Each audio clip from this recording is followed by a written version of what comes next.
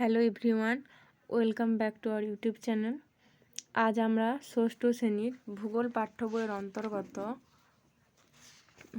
পঞ্চম অধ্যায়, যে অধ্যায়টির নাম রয়েছে জল স্থল বাতাস, সেই অধ্যায়ের আজকে আমরা 34 নম্বর পৃষ্ঠা থেকে পড়া শুরু করব। এর আগের পার্টের ভিডিওতে আমরা এর আগের পৃষ্ঠাগুলি বায়ুমণ্ডল, বিভিন্ন স্তর এইসব নিয়ে আলোচনা করেছি। আজকে আমরা জলচক্র সম্বন্ধে জানবো। তো চলো শুরু করা যাক। দেখো এখানে প্রথমেই 34 নম্বর পৃষ্ঠাতে প্রথমেই দেখো কী আছে তোমাদের পাঠ্য বইতে বলা হয়েছে যে একটা থালায় অল্প জল নিয়ে রোদে রেখে দাও। কয়েক ঘন্টা পর লক্ষ্য করো জলের পরিমাণ আগের থেকে কমে গেছে না একই আছে। একটা থালাতে রোদে জল রাখার পরে তোমরা কিছুক্ষণ পরপর লক্ষ্য করবে যে কী হবে, কিছুক্ষণ পরপর অনেকক্ষণ রাখার পর জলটা কমে কমে আসছে। কী হচ্ছে না, সূর্যের তাপে নদ নদী জলাশয় সমুদ্র থেকে জল বাষ্প হয়ে কি বাতাসে মেশে, আর জলীয় বাষ্প বাতাসের থেকে হালকা। জলীয় বাষ্পযুক্ত বাতাস ও উপরের দিকে উঠে যায়, আর উপরের ঠান্ডা বায়ুস্তরের সংস্পর্শে জলীয় বাষ্প ঠান্ডা হয়ে জলকণায় পরিণত হয় এবং ধূলিকণাকে আশ্রয় করে কি মেঘ হয়ে ভেসে বেড়ায়। অনেকগুলো জলকণা একসঙ্গে জুড়ে গিয়ে বড় জলকণায় পরিণত হয়। আরও উপরে উঠলে ওই জলকণা ঠান্ডার সংস্পর্শে বরফকণায় পরিণত হয়। বাতাসের থেকে ভারী বলে তা আর ভেসে বেড়াতে পারে না। বৃষ্টি বা তুষার রূপে পৃথিবীতে নেমে আসে। এই বৃষ্টির জল নদী বা সমুদ্রে ফিরে আসে, আর সূর্যের তাপে আবার তা বাষ্প হয়ে বাতাসে মিশে। এটা হচ্ছে, দেখো এখানে পাশে দেখো জলচক্রের ছুঁয়ে যাচ্ছে। জলচক্রের কী হচ্ছে, প্রথমে আছে কি ভৌমজল, সেখান থেকে জলপ্রবাহ, তারপরে কি হচ্ছে সেটা থেকে বাষ্পীভবন হচ্ছে, বাষ্পীভবন থেকে বৃষ্টিপাত, বৃষ্টিপাত থেকে সে আবার ভৌমজল একই পক্ষরাই ঘুরছে আবার। দেখো তো জলচক্র কাকে বলে না, এইভাবে জল কখনো মেঘ, কখনো বৃষ্টি, আবার কখনো কঠিন বরফ, তুষার রূপে আকাশ আর পৃথিবীর মধ্যে কি ক্রমাগত আবর্তিত হয়ে চলেছে। জলের এই চক্রাকার আবর্তনই হলো কি জলচক্র। তাহলে জলচক্র কি না, পৃথিবীর তাপমাত্রাকে জীবন ধারণের অনুকূলে রাখে জলচক্র। মনে রাখার কথা এটা একটা। জলচক্র কি, তা হচ্ছে জলচক্রের মাধ্যমে পৃথিবীতে জলকে কঠিন, তরল ও বাষ্পীয় এই তিন অবস্থাতেই কি হয় দেখা যায়, মানে পাওয়া যায় আর কি। জলচক্রের মাধ্যমে পৃথিবীতে জলকে তরল, কঠিন, হ্যাঁ তিন অবস্থাতে পাওয়া যায়, এই বললাম এটা। জলচক্রের পরীক্ষা করে দেখো, জলচক্রের পরীক্ষা কি বলছে না, একটা বড় কাঁচের পাত্রে কিছুটা জল দিয়ে ভর্তি করো।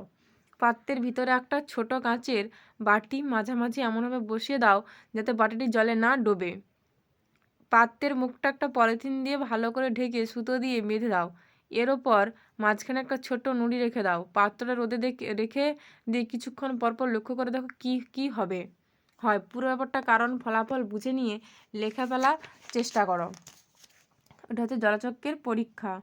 কি বলেছে এখানে উপকরণ হিসেবে, একটা বড় কাচের পাত্র নিতে বলেছে, একটি ছোট বাটি, জল, প্লাস্টিক সুতো আর একটি ছোট নুড়ি। পরীক্ষা কি করতে হচ্ছে না, প্রথমে বড় কাচের পাত্রের ভিতরে ঠিক মাঝামাঝি ছোট বাটিটা বসানো হলো, আর এবার বাটিটার কি অর্ধেকটা কি বলেছে জল দিয়ে ভর্তি করা হলো, আর পাত্রের ভিতরটা দেখা যায় এমন প্লাস্টিক দিয়ে কাচের পাত্রের মুখটা ঢেকে সুতো দিয়ে বেঁধে দেওয়া হলো। এবার প্লাস্টিকের ওপর মাঝখানে একটা ছোট্ট নুড়ি রেখে পাত্রটিকে রোদের মধ্যে রাখা হলো। তার কি পর্যবেক্ষণ করবে সেখান থেকে না, ভালো করে কিছুক্ষণ লক্ষ্য করলে দেখা যাবে যে পাত্রের ভিতরে প্লাস্টিকের ছাদে ছোটো ছোটো জলবিন্দু জমেছে, আর প্লাস্টিকের ছাদটি নুড়ির জন্য মাঝখানে নিচু হওয়ায় ছাদের ঢাল বরাবর জলবিন্দুগুলি কি গড়িয়ে এসে ফোঁটা ফোঁটা আকারে পাত্রের ভিতরে বসানো বাটির ওপর পড়ছে। এবার আসছে কি মহাদেশ সঞ্চরণ। মহাদেশ সঞ্চরণ কী বলছে না, আমাদের পায়ের নিচের মাটিটা, আমাদের পায়ের নিচের কী বলছে মহাদেশ সঞ্চরণ কি, আমাদের পায়ের নিচের মাটিটা স্থির নয়, আসলে মহাদেশগুলোই স্থির নয়, খুব ধীর গতিতে তারা কোথাও পরস্পর থেকে দূরে, আবার হচ্ছে কোথাও হচ্ছে কি সরে যাচ্ছে, আবার কোথাও পরস্পরের সঙ্গে ধাক্কা লেগে খাচ্ছে। কৃত্রিম উপগ্রহ থেকে পর্যবেক্ষণ করে দেখা গেছে মহাদেশগুলো বছরে কি 2 থেকে 20 সেন্টিমিটার করে সরছে, আর এক বছরে খুব কম হলেও লক্ষ লক্ষ বছর ধরে মহাদেশের এই সঞ্চরণের ফলে পৃথিবীর মানচিত্রের কি বড় পরিবর্তন ঘটে যায়। এখান থেকে আবার কিছু দেখো, প্রায় 22.5 কোটি বছর আগে পৃথিবীর মানচিত্রটা এখনকার মতো ছিল না। একটা বিরাট কি ছিল, একটা বিরাট অখণ্ড স্থলভাগ বা মহাদেশ ছিল, যার নাম কি ছিল প্যানজিয়া। তাহলে প্যানজিয়াটা কি মহাদেশ, প্যানজিয়া কি, প্যানজিয়ার চারিদিকে কি ছিল বিরাট জলভাগ বা মহাসাগর, তার নাম কি প্যানথালাসা। তাহলে এখান থেকে প্রশ্ন আসলে প্যানজিয়া কি, প্যানথালাসা কি। প্রায় 20 কোটি বছর আগে প্যানজিয়া ভাঙতে শুরু করে, আর ভাঙা টুকরোগুলো উত্তর দক্ষিণে পূর্ব পশ্চিমে সরে যেতে থাকে। পৃথিবীর ভিতরে প্রচণ্ড তাপে গুরুমণ্ডলে প্রচলন স্রোতের সৃষ্টি হয়, আর এই প্রচলন স্রোতেই মহাদেশ সঞ্চরণের মূল কারণ। প্রচলন স্রোত কি, প্রচলন স্রোতই হচ্ছে মহাদেশীয় সঞ্চালনের মূল কারণ। তাহলে এখান থেকে তারপরে কি আছে দেখো, তারপরে এখানে দেখো প্যান্থেলাসের ছবি আর বর্তমানে তার অবস্থা দেওয়া রয়েছে। বলছে এখানে একটা পাত্রে খানিকটা জল নিয়ে গ্যাস বা উনুনে বসালে কিছুক্ষণ পর জলটা কি গরম হয়ে উঠবে। আগুনের তাপে পাত্রের নিচে জল প্রথমে গরম ও হালকা হয়ে উপরের দিকে ওঠে আর উপরের ঠান্ডা জল কি নিচের দিকে নামে, আবার সেই জল গরম হয়ে উপরের দিকে ওঠে। এভাবে তাপ সঞ্চালনের মাধ্যমে কি পুরো পাত্রের জল গরম হয়ে ওঠে। এই পদ্ধতি হলো কি পরিচলন। তাহলে এখান থেকে প্রশ্ন আসছে পরিচলন পদ্ধতি কি। তারপর আছে এই পরিচলন স্রোতে প্যানজিয়ার ভাঙা টুকরোগুলো কি পরস্পর দূরে সরে যায় আর কোটি কোটি বছর পরে বর্তমান অবস্থাতে এসে 7টা মহাদেশ এবং 5টা মহাসাগর তৈরি করেছে। কয়টি মহাদেশ, কয়টি মহাসাগর? 7টা মহাদেশ এবং 5টি মহাসাগর। বলছে অবাক কাণ্ড কি না, পৃথিবীর বর্তমান মানচিত্রটা ভালো করে লক্ষ্য করো। দক্ষিণ আমেরিকা পূর্ব দিকে আর আফ্রিকার পশ্চিম দিকের মধ্যে কোনো মিল পাওয়া যাচ্ছে কেন, যেন একটা অন্যটার ভেঙে যাওয়া অংশ। উত্তর আমেরিকা দক্ষিণ আমেরিকা দেখলে এই দক্ষিণ আমেরিকার পূর্ব দিক আর আফ্রিকার পশ্চিম দিকের মধ্যে কোনো মিল পাওয়া যাচ্ছে কিনা দেখতে বলেছে।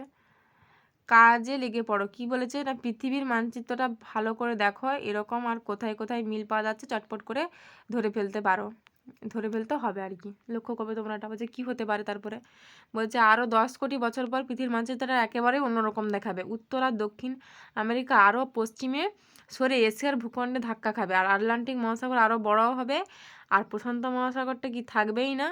আফ্রিকার পূর্ব দিকটা আরও উত্তর পূর্বে সরে গিয়ে জুড়ে যাবে ভারতের সঙ্গে। বলছে 7 মহাদেশ আর 5 মহাসাগর। 7 মহাদেশের মধ্যে প্রথমে আছে কি দেখো, উত্তর আমেরিকা। উত্তর আমেরিকায় কী বলছে না, উত্তর আমেরিকা হচ্ছে তৃতীয় বৃহত্তম মহাদেশ। প্রধান পর্বতশ্রেণী হচ্ছে কি উত্তর আমেরিকার রকি। প্রধান প্রধান নদী হচ্ছে মিসিসিপি, মিসৌরি, কলোরাডো। 23টি দেশ আছে উত্তর আমেরিকা মহাদেশে। এগুলো সব শর্ট প্রশ্ন হিসেবে আসতে পারে। তারপরে দেখো উত্তর আমেরিকা হচ্ছে ইউরোপ। ইউরোপ হচ্ছে কি ষষ্ঠ বৃহত্তম মহাদেশ। ইউরোপ এবং এশিয়ার দুটি মহাদেশকে বলে একত্রে কি বলা হয়, ইউরেশিয়া। প্রধান পর্বত কি ইউরোপের, আল্পস। আর প্রধান প্রধান নদী হচ্ছে ভলগা, দানিউব। এখানে কটি দেশ আছে, 45টি দেশ আছে। এশিয়া হচ্ছে কি বৃহত্তম জনবহুল মহাদেশ। আর প্রধান পর্বতশ্রেণী কি হিমালয়। প্রধান নদী কি ইয়াংসি, ওব। আর এখানে এশিয়া মহাদেশে কটি দেশ আছে, 44টি দেশ আছে।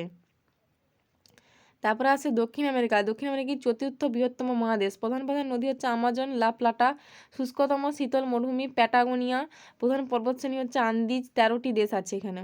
তারপরে আন্টার্কটিকা হচ্ছে কি দক্ষিণ মেরুকে ঘিরে আছে পঞ্চম বৃহত্তম মহাদেশ কি আন্টার্কটিকা। তারপরে আছে আফ্রিকা। আফ্রিকা কি দ্বিতীয় বৃহত্তম মহাদেশ। বৃহত্তম উষ্ণ মরুভূমি সাহারা। প্রধান প্রধান নদী নীল নদ, জাম্বেজি। প্রধান পর্বতশ্রেণী আটলাস। 54টা দেশ আছে এখানে। তারপরে আছে কি ওশিয়ানিয়া। ওশিয়ানিয়া হচ্ছে কি সবথেকে ক্ষুদ্রতম মহাদেশ হচ্ছে ওশিয়ানিয়া। আর হচ্ছে এখানে দক্ষিণ চারদিক সমুদ্র দ্বারা বেষ্টিত।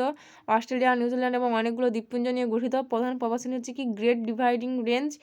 প্রধান প্রধান নদী হচ্ছে কি ওশিয়ানিয়ার মারে, ডার্লি, ওয়াইকাটো। এবার আছে কি মহাসাগর। প্রথমে আছে কি সুমেরু মহাসাগর, কি উত্তর মেরুর চারিদিকে ক্ষুদ্রতম মহাসাগর হচ্ছে কি সুমেরু মহাসাগর। আর প্রশান্ত মহাসাগর কি বৃহত্তম মহাসাগর, পৃথিবীর প্রায় অর্ধাংশ জুড়েই এর বিস্তার। আর আটলান্টিক মহাসাগর হচ্ছে দ্বিতীয় বৃহত্তম মহাসাগর হচ্ছে আটলান্টিক মহাসাগর। পশ্চিমে উত্তর ও দক্ষিণ আমেরিকা এবং পূর্বে ইউরোপ ও আফ্রিকার মাঝে অবস্থিত হচ্ছে আটলান্টিক মহাসাগর। তারপর আছে ভারত মহাসাগর, কি তৃতীয় বৃহত্তম মহাসাগর হচ্ছে ভারত মহাসাগর। আর কুমেরু মহাসাগর হচ্ছে প্রশান্ত, আটলান্টিক এবং ভারত মহাসাগরের দক্ষিণ প্রান্ত, এই নামে পরিচিত। তারপর আছে বিশেষ বৈশিষ্ট্য কি, পৃথিবীর জলভাগের পরিমাণ কত, 71% এবং স্থলভাগের পরিমাণ 29%। পৃথিবীর মহাসাগরগুলো পরস্পরের সঙ্গে যুক্ত, তাই পৃথিবীর সর্বত্র সমুদ্র জলতল প্রায় সমান হয়। এ কারণে উচ্চতা বা গভীরতা মাপার সময় গড় সমতলের সাপেক্ষে মাপা হয়। তার হচ্ছে উত্তর গোলার্ধে জলভাগ এবং স্থলভাগের পরিমাণ প্রায় সমান হলেও দক্ষিণ গোলার্ধের স্থলভাগেতে জলভাগের পরিমাণ কত, 15% বেশি। এটা শর্ট প্রশ্ন আসতে পারে যে উত্তর গোলার্ধের জলভাগ ও স্থলভাগের পরিমাণ প্রায় সমান হলেও দক্ষিণ গোলার্ধের স্থলভাগের থেকে জলভাগের পরিমাণ কত শতাংশ বেশি, না 15% বেশি। তার হচ্ছে মানচিত্রে ভালো করে লক্ষ্য করলে দেখবে সুমেরু মহাসাগরকে ঘিরে রয়েছে কি বিস্তৃত স্থলভাগ। আর এশিয়া, ইউরোপ ও উত্তর আমেরিকা। আর বিপরীত দিকে কি আছে, আন্টার্কটিকা মহাদেশের চারদিকে প্রশান্ত, আটলান্টিক, ভারত মহাসাগরে বিস্তৃত জলভাগ রয়েছে। মহাদেশ ও মহাসাগরের এরকম আরও কিছু বৈশিষ্ট্য খুঁজে বার করে লিখে রাখবে তোমার চেষ্টা করবে। বায়ুমণ্ডল, জীবমণ্ডল, শিলামণ্ডল। এখানে একটা ছবি দেওয়া রয়েছে দেখো পাশে। তারপরে জলস্থল বাতাসে কী বলেছে, বায়ুমণ্ডল, শিলামণ্ডল, বায়ুমণ্ডল একত্রে পৃথিবীর এমন এক আদর্শ পরিবেশ সৃষ্টি করেছে সেখানে কি জীবনের আবির্ভাব, বিকাশ, বৈচিত্র্য সবই সম্ভব হয়েছে। জানো কি জানার কথা হচ্ছে দেখো, জল, বাতাস, সূর্যের আলো এগুলো হলো পরিবেশের কি জড় উপাদান। আর উদ্ভিদ, প্রাণী সহ সমস্ত জীবজগৎ হলো কি সজীব উপাদান। জীবন ধারণের জন্য প্রয়োজনীয় জল, বাতাস, আলো, উত্তাপ, খাদ্য, বাসস্থান সবই এই বায়ুমণ্ডল ও শিলামণ্ডল থেকেই পাওয়া যায়। তাই উদ্ভিদ, প্রাণী সহ সমগ্র জীবজগৎ পরিবেশের জড় উপাদানের উপর সম্পূর্ণ নির্ভরশীল। আর প্রাকৃতিক পরিবেশের কোনো ক্ষতি হলে সমগ্র জীবজগতেরই ক্ষতি হবে। জল, স্থল, বাতাসে ছড়িয়ে থাকা প্রায় 35,000 প্রজাতির উদ্ভিদ এবং 15 লক্ষ প্রজাতির প্রাণী নিয়ে তৈরি হয়েছে পৃথিবীর জীবমণ্ডল। কত প্রজাতির উদ্ভিদ? 35,000 প্রজাতির আর 15 লক্ষ প্রজাতির প্রাণী নিয়ে তৈরি হয়েছে পৃথিবীর জীবমণ্ডল। তারপরে আসলে দেখো পরিবেশ ও মানুষ। কি বলছে না, মানুষ জীবমণ্ডলের একটা অংশ মাত্র, অথচ মানুষেরই কিছু কাজকর্ম পরিবেশের ভারসাম্য নষ্ট করছে। কি করছে না, কাঠ পোড়ানো। এসবের ফলে কি হচ্ছে, জনসংখ্যা বৃদ্ধি, বনজঙ্গল ধ্বংস করে শিল্প স্থাপন, কৃষিকাজ, বসতি নির্মাণ, প্রচুর পরিমাণে খনিজ তেল, কয়লা, কাঠ পোড়ানো, এসবের ফলে কি হচ্ছে, জল, মাটি, বাতাস সবই দূষিত হচ্ছে। তারপরে যানবাহন এবং শিল্প কারখানা থেকে বিষাক্ত গ্যাস বাতাসে মিশছে। এই গ্যাসগুলো পৃথিবীর চারিদিকে এমন একটা আবরণ তৈরি করে যা পৃথিবী থেকে জীবকুলের জীবন ধারণের প্রয়োজনে অতিরিক্ত তাপকে মহাশূন্যে ফিরিয়ে যেতে বাধা দেয়। আর দিনের পর দিন এই তাপ পৃথিবীর উষ্ণতাকে বাড়িয়ে দিচ্ছে। কি বলা হচ্ছে? বলা হচ্ছে বিশ্ব উষ্ণায়ন বা গ্লোবাল ওয়ার্মিং। ফলে কি হচ্ছে, মেরুর বরফ গলে গিয়ে সমুদ্র জলস্তরের উচ্চতা বেড়ে চলেছে। বিশ্ব উষ্ণায়নের ফলে প্রবল বন্যা, তীব্র খরা, বিধ্বংসী ঝড়, মরুভূমির প্রসার, তাপপ্রবাহ, এমনকি শস্যহানি থেকে দুর্ভিক্ষ, মহামারী পর্যন্ত হতে পারে। ফিজ বেশ কিছু রাসায়নিক দ্রব্য থেকে ক্ষতিকারক গ্যাস বায়ুমণ্ডলের ওজোন স্তরে পৌঁছে আমাদের এই রক্ষা কবচকে নষ্ট করে দিচ্ছে। ধীরে ধীরে জলবায়ু এমনভাবে পাল্টে যাচ্ছে যে বহু উদ্ভিদ এবং প্রাণী প্রজাতি একেবারে বিলুপ্ত হয়ে যাচ্ছে। প্রকৃতি অবক্ষয় আটকাতে এখনই কোনো কার্যকরী ব্যবস্থা না নিলে শেষ পর্যন্ত মানুষের ওপরই চরম সংকট নেমে আসবে। এটা হচ্ছে ছোট্ট জীবজগৎ। প্রকৃতিতে প্রতিটি উদ্ভিদ এবং প্রাণী যেমন পরস্পরের উপর নির্ভরশীল, তেমনি সমগ্র জীবজগৎ পরিবেশের ওপর নির্ভরশীল। এই ব্যাপারটা বুঝতে গেলে বানিয়ে ফেলতে হবে তোমার ছোট জীবজগৎ। একটা বড় কাঁচের বা স্বচ্ছ প্লাস্টিকের ঢাকনা সমেত পাত্র নাও, আর ছোট নুড়ি, পাথর, শামুক বা ঝিনুক, শ্যাওলা, ঝাঁঝি, কচুরিপানা, ছোট মাছ, ব্যাঙাচি হলেও হবে। প্রথম পাত্রের তলায় নুড়ি পাথর রেখে দাও, শামুক বা ঝিনুক রেখে দিয়ে পাত্রটা জল দিয়ে ভর্তি করো। এবার ধীরে ধীরে মাছ আর ব্যাঙাচি ছেড়ে দিলে মোটামুটি কাজ শেষ। পাত্রটাকে জানালার কাছাকাছি রাখতে হবে, আর মাঝে মাঝে মাছের খাবার দিতে বা ময়লা জল পাল্টে দিতে ভুলো না। 1 সপ্তাহ পর পর ভালো করে লক্ষ্য করো, আর কি পরিবর্তন হচ্ছে সব কিছু নোটবুকে লিখে রাখতে বলেছে। তো তোমরা এটা বাড়িতে করার চেষ্টা করবে। তো আজকের ভিডিওটি এই পর্যন্ত। ভালো লাগলে লাইক, কমেন্ট, শেয়ার করতে ভুলো না, আর চ্যানেলটি সাবস্ক্রাইব করতে ভুলো না।